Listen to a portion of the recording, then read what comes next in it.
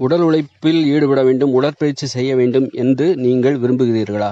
அதற்கு ஒரே வழி உங்கள் உணவுகளில் நீங்கள் உண்ணுகிற உணவுகளில் கட்டுப்பாடுகளை கடைபிடிக்காமல் உங்களால் உடல் உழைப்பில் ஈடுபடவே முடியாது. ஆதலால் உடற்பயிற்சி செய்ய முடியாது.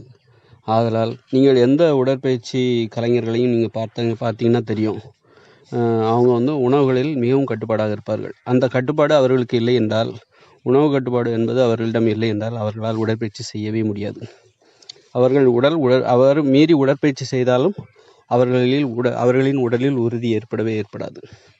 ஆதலால் நீங்கள் உடல் உழைப்பில் ஈடுபட வேண்டும், உடற்பயிற்சி செய்ய வேண்டும் என்று விரும்புகிறீர்களா? முதற்கட்டமாக நீங்கள் உங்கள் உணவுகளில் கட்டுப்பாடுகளை ஏற்படுத்திக் கொள்ளுங்கள். நீங்கள் உடற்பயிற்சி செய்ய விரும்பவில்லை, உடல் உழைப்பிலும் ஈடுபட விரும்பவில்லை, ஆனால் உணவு கட்டுப்பாட்டை கடைபிடிக்க வேண்டும் என்று விரும்புகிறீர்கள் என்று வைத்துக்கொள்வோம். நீங்கள் அதன்படி உணவு கட்டுப்பாட்டை கடைபிடிங்கள். நீங்கள் உணவு கட்டுப்பாட்டை கடைபிடித்தால் நீங்கள் இயல்பாகவே உடல் உழைப்பிலும் ஈடுபடுவீர்கள். உடற்பயிற்சி செய்யவும் ஆர்வம் உங்களிடம் இயற்கையாகவே வருவதை நீங்கள் கவனிக்கலாம். உணவு கட்டுப்பாடு என்பது தானிய உணவுகளை, அரிசி, கோதுமை போன்ற தானிய உணவுகளை குறைத்து கொள்ளுங்கள். 5% குறைத்து கொள்ளுங்கள். காய்கறி, கீரைகள், தினமும் கீரை சாப்பிடுங்க. தினமும் பப்பாளி பழம், சும்மா ஒரு 2-3 துண்டு பப்பாளி பழம், ஒரு பப்பாளி பழத்தில் ஒரு 2-3 துண்டு பப்பாளி பழம் சாப்பிடுங்க. தினமும் காய்கறிகள் சாப்பிடுங்க. தினமும் கீரைகளை சாப்பிடுங்க. தினமும் ஒரு கொய்யாப்பழம், தினமும் கொஞ்சம் திராட்சை, இதை வழக்கப்படுத்திக் கொள்ளுங்கள். இப்படி தானிய உணவுகளை குறைத்து கொண்டு மிக குறைத்து, அல்லது முற்றிலும் தவிர்க்க கூட நீங்கள் தவிர்க்க வேண்டாம். எல்லா உணவுகளையும் தான் நாம் சாப்பிட வேண்டும். ஆனால் அதன் அளவறிந்து சாப்பிட வேண்டும். அளவுக்கு மிஞ்சினால் அதுவே நமக்கு தீமையை செய்ய ஆரம்பித்துவிடும். அதனால் உடற்பயிற்சி செய்ய விரும்புபவர்கள், உடல் உழைப்பில் ஈடுபட விரும்புபவர்கள் முதற்கட்டமாக உணவு கட்டுப்பாட்டை கடைபிடிங்கள். உணவு கட்டுப்பாடு தான் உடற்பயிற்சி செய்கின்ற ஆர்வத்தை தீவிரப்படுத்தும், ஊக்குவிக்கும், உற்சாகப்படுத்தும்.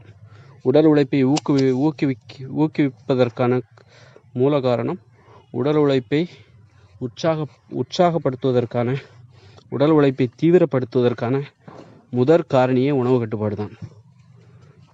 நன்றி. இந்த வீடியோவை ஷேர் பண்ணுங்கள், சப்ஸ்கிரைப் பண்ணுங்கள். நன்றி. அடுத்த வீடியோவில் சந்திப்போம். இப்போ உலகம் முழுக்க பெரும்பாலான மக்கள் உடல் உழைக்க முடியாமல் சோம்பேறிகளாக மாறிட்டு இருக்காங்க. உடல் உழைக்காத ஒரு வேலையை தான் தேடுறாங்க. உடல் உழைப்பை அடிப்படையாக கொண்ட வேலையை தேடுறதுல நிறைய பேருக்கு பயம் வேறு. முடியலை, நிறைய பேர்த்துக்கு முடியலை, சோம்பேறித்தனம். எது காரணம்னா நம்ம சாப்பிட்ற உணவு முறை தான். உணவு கட்டுப்பாடுங்கிறது மக்களுக்கு இல்லவே இல்லை. எதுக்காக உணவு கட்டுப்பாடு அப்படிங்கிறது கூட அவங்களுக்கு தெரில. நம்ம என்ன பிரச்சனையில் மாட்டிகிட்டு இருக்கோம், அவங்ககிட்ட சோம்பேறித்தனம் இருக்குது, உடல் உழைக்க முடியலை அப்படிங்கிறது கூட அவங்களுக்கு தெரில. இன்றைக்கி உடல் பருமன், தொப்பையுமா நிறைய பேர் ரொம்ப கஷ்டப்பட்டுட்ருக்காங்க, நடக்க முடியாமல் அவஸ்தைப்பட்டுட்ருக்காங்க. ஆனால் அதுக்கான காரணம் தெரியாமல் அப்படி முடிச்சு. அதனால் உணவு கட்டுப்பாடு கண்டிப்பாக இருக்கணும். உணவில் கட்டுப்பாடு இருந்தால் தான் நம்ம உடல் பருமன் எதுவும் ஏற்படாமல், தொப்பை எதுவும் ஏற்படாமல், நோய்கள் எதுவும் இல்லாமல் நம்ம மகிழ்ச்சியாக வாழ்கிற காலத்தில் மகிழ்ச்சியாக வாழலாம், ஆரோக்கியமாக வாழலாம்.